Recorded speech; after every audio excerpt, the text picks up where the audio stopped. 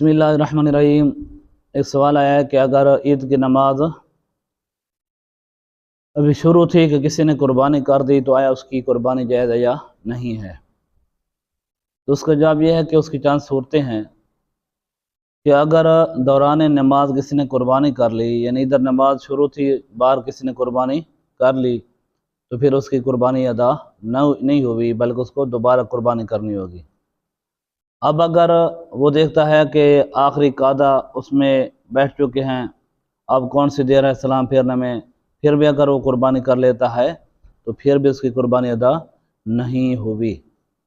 تیسری صورت کہ اگر وہ یہ دیکھتا ہے کہ ایک طرف سلام ہو چکا ہے، دوسری طرف سلام پھرنا ہے، اب اس صورت میں اگر وہ قربانی کر لیتا ہے تو اس کی قربانی ہو جائے گی۔ اس طرح کیونکہ فصلی لربک وانحر، اس سے بھی پتہ چل رہا ہے کہ پہلے نماز پڑھنی ہے بعد میں قربانی کرنی ہے، تو نماز سے بالکل پہلے کر لے یا نماز کے دوران کر لے یا قادہ خیرہ میں کر لے، ان صورتوں میں قربانی ادا نہیں ہوئی۔ اگر ایک طرف سلام ہو چکا تھا پھر اس کے بعد جو ہے نا دوسری طرف سلام پھرنا تھا، اب اس دوران اگر کسی نے قربانی کر لی تو اس کی ادا ہو جائے گی۔ اسی طرح اگر امام نے نماز پڑھائی عید کی اور لوگوں نے جا کر قربانی کر لی،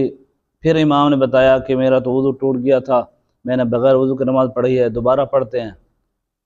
تو جن لوگوں نے قربانیاں کر لی ہیں تو اب ان کا اعادہ ضروری نہیں ہے، ان کو دوبارہ کرنے کی ضرورت نہیں ہے، نماز دوبارہ پڑھی جائے گی اور قربانی دوبارہ نہیں کی جائے گی بلکہ ان کی طرف سے وہی کفایت کر جائے گی۔